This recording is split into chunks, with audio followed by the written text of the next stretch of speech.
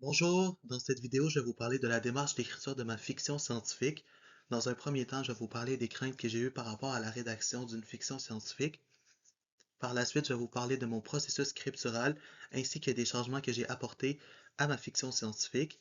Et je vais finir par vous présenter les notions que j'ai choisi d'utiliser dans ma fiction scientifique et qui ont été abordées dans le cadre du cours. D'abord, c'est la première fois que j'écrivais une fiction scientifique, donc je ne savais pas trop comment mélanger la science avec une histoire intéressante. Ensuite, j'avais aussi peur que mon texte ne soit pas assez scientifique, que les éléments que j'invente ou que j'introduis dans mon texte ne soient pas crédibles ou manquent de réalisme. Finalement, j'avais crainte de ne pas bien narrer mon histoire, de ne pas réussir à capter l'attention du lecteur et de ne pas réussir à rendre mes idées claires et vivantes. Voici une image du processus scriptural que j'ai utilisé pour ma fiction scientifique et c'est le même processus scriptural qui nous a été présenté dans le cadre du cours. La première étape du processus scriptural est la planification. Donc, je devais trouver absolument mon idée et ensuite essayer de la développer pour commencer la rédaction. J'ai eu mon idée pendant mon cours de corps humain. Le docteur Philippe nous expliquait les composants du sang, il nous expliquait les globules rouges, les globules blancs, et il a parlé aussi des protéines qu'on pouvait retrouver dans le sang, et il a mentionné l'hémoglobine. Donc là, j'ai comme eu une petite ampoule dans ma tête qui me dit, ah, je pourrais parler de ce sujet-là dans ma fiction scientifique, puisque c'est un sujet que je maîtrise et un sujet qui me passionne beaucoup. Après le cours de corps humain, j'ai commencé à faire mes recherches sur l'hémoglobine, j'ai commencé à lire des articles scientifiques, pour pouvoir m'instruire et en apprendre encore plus sur l'hémoglobine. Après avoir lu des articles scientifiques, feuilleté mes notes de cours sur le sujet et tout, j'ai pu réaliser une tempête d'idées sur mon iPad où j'ai écrit hémoglobine en rouge et j'ai relié l'hémoglobine à toutes les connaissances que je savais sur l'hémoglobine. Et à partir de là, j'étais prêt à rédiger mon texte. J'avais un peu ma petite idée de qu'est-ce que j'allais rédiger. La deuxième étape de mon processus scriptural est la mise en texte.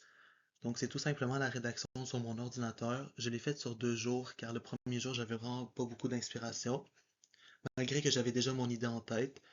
Donc, c'est pour ça que j'ai décidé de reprendre le lendemain. Me voici arrivé à la troisième étape de mon processus scriptural, qui est la révision. Donc, avant de remettre mon texte sur la plateforme Teams, je me suis assuré que la structure de mon texte correspondait aux critères qui étaient demandés. J'ai vérifié les erreurs de français, les erreurs d'accord, de conjugaison de verbes, etc. Et j'ai aussi vérifié la cohérence de mon texte. Je me suis assuré que mon texte était fluide et qu'il n'y avait pas des phrases très très longues qui venaient encombrer mon texte. Me voici arrivé à l'étape de la rétroaction des pairs. En lisant les commentaires des membres de mon équipe, je me suis rendu compte qu'il y avait plusieurs éléments de la fiction scientifique que je n'ai pas bien maîtrisés. D'abord, il y avait un problème majeur à ma fiction scientifique, c'est qu'il n'y avait pas de problème ou de questions scientifiques. Donc ça, c'est quelque chose que je devais absolument mettre dans ma version finale. Ensuite, la trame narrative ainsi que l'intrigue étaient à améliorer. J'ai également oublié de définir les termes scientifiques que j'ai employés dans mon texte, ce qui rendait mon texte peut-être incompréhensible pour des personnes n'ayant pas eu une formation scientifique. Et un point positif de mon texte, selon les personnes qui m'ont annoté, c'est qu'il y avait beaucoup de figures de style, ce qui enrichissait mon texte. Il n'y avait pas beaucoup d'erreurs d'orthographe et la syntaxe et la cohérence étaient plutôt bonnes. Voici des exemples de commentaires que mes pairs m'ont laissés. Voici l'étape 4 du processus scriptural qui est l'étape la plus importante selon moi. Premièrement, j'ai corrigé l'erreur majeure de mon texte, c'est-à-dire j'ai ajouté un problème scientifique à mon texte. Mon texte parle de l'hémoglobine et comment elle capte l'oxygène et elle apporte aux cellules. Sauf que si une hémoglobine capte le monoxyde de carbone, CO, qui est présent dans le sang des personnes qui fument, ça fait en sorte que l'hémoglobine devient inactive et elle va se dénaturer et elle ne servira plus à rien. Donc, elle ne pourra pas transporter correctement l'oxygène aux cellules. Donc ça, c'est le problème scientifique que j'ai décidé d'aborder dans ma fiction scientifique. Ensuite, j'ai ajouté une intrigue à ma fiction scientifique, c'est-à-dire que mon hémoglobine va parcourir les vaisseaux sanguins, elle va capter les molécules d'oxygène, ensuite elle va être captée par une molécule de CO, elle va être comme un peu curieuse d'aller la voir, puis finalement, hop, ça va la dénaturer, ça va la détruire. Donc ça a été mon intrigue. J'ai défini mes termes scientifiques en faisant des notes en bas de page. J'ai aussi amélioré mon narration en incluant des personnages dans ma fiction scientifique. Et j'ai aussi mis un titre captivant parce que mon ancien titre, selon moi, n'était pas assez captivant pour attirer l'attention du lecteur. Voici les premiers changements que j'ai faits. Premièrement, j'ai changé mon titre. On ne le voit pas sur la diapositive, mais mon ancien titre, c'était Les 4 bras de la vie. À la place, j'ai décidé de mettre L'assassin du souffle, puisque j'ai changé mon problème scientifique. Ensuite, j'ai gardé la phrase en vers, composée de 4 chaînes polypeptidiques et loin des regards curieux. Elle travaille sans relâche à travers une rivière humide qui irrigue chaque recoin de l'organisme. C'est une phrase qui capte l'attention du lecteur et que les membres de mon équipe m'ont conseillé de garder. Et le reste, j'ai fait quelques modifications. Donc, voici les changements majeurs que j'ai effectués au niveau de mon texte. J'ai fait des changements au niveau de la narration. J'ai ajouté des personnages, donc les anciennes hémoglobines qui forment la nouvelle hémoglobine. J'ai rajouté aussi la mère de l'hémoglobine qui lui dit de se méfier du monoxyde de carbone et de seulement se lier au dioxygène. J'ai rajouté un peu de narration là-dessus. Et la phrase qui a été surlignée en vert dans mon premier jet de la fiction scientifique, c'est la seule phrase que j'ai décidé de garder de mon ancienne narration, car elle a aussi captivé le lecteur et elle possède une belle figure de style qui est la comparaison. Puisque j'ai changé mon texte et j'ai ajouté un problème scientifique qui était la liaison du monoxyde de carbone à l'hémoglobine, je me devais de changer aussi l'intrigue pour qu'elle puisse avoir un certain rapport avec mon problème scientifique. Ma nouvelle intrigue consiste à la liaison du monoxyde de carbone à l'hémoglobine, ce qui va causer sa dénaturation et ainsi sa mort dans le sang. Une des corrections majeures que j'ai apportées à mon texte, c'est que j'ai défini les termes scientifiques. Exemple, le terme liaison covalente, j'ai mis une note en bas de page et je l'ai défini dans mon texte. Si un lecteur lit mon texte et qu'il ne comprend pas le mot, il a juste à aller voir la note en bas de page et ça va faciliter la compréhension du texte.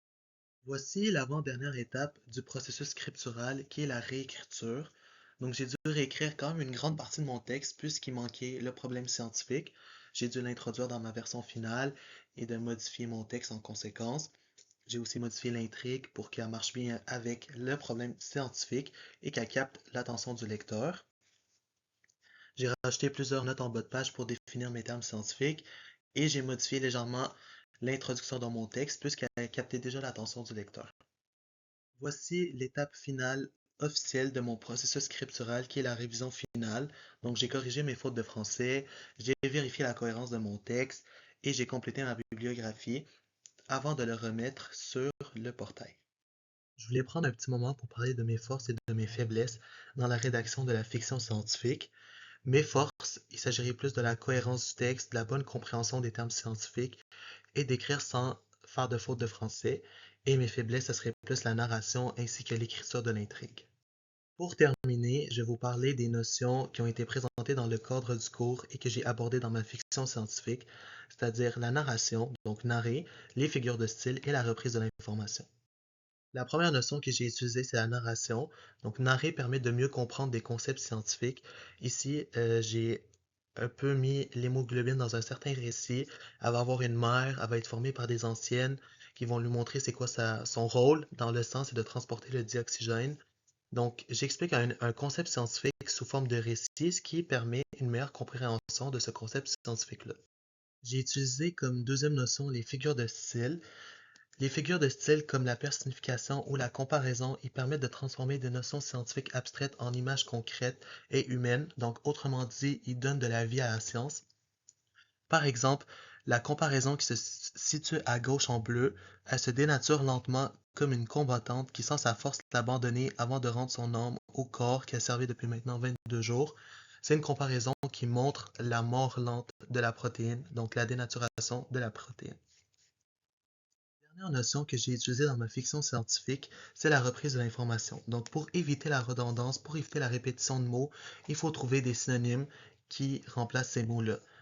Donc, voici un exemple de mon extrait de texte avant que je le remette. Donc, on peut voir ici que j'ai utilisé plusieurs fois le mot hémoglobine, hémoglobine, hémoglobine, hémoglobine, et j'ai décidé de le remplacer par d'autres synonymes qu'on va voir dans la prochaine diapositive. Voici comment j'ai utilisé cette notion qui a été abordée dans le cours. J'ai changé par des synonymes qui remplacent le mot hémoglobine. Par exemple, ici, j'ai changé par la jeune guerrière qui fait en même temps une personnification. Et j'ai changé ici l'hémoglobine par la protéine. Donc voilà, c'est tout pour ma vidéo. J'espère que vous en avez appris davantage. sur ma démarche d'écriture de ma fiction scientifique.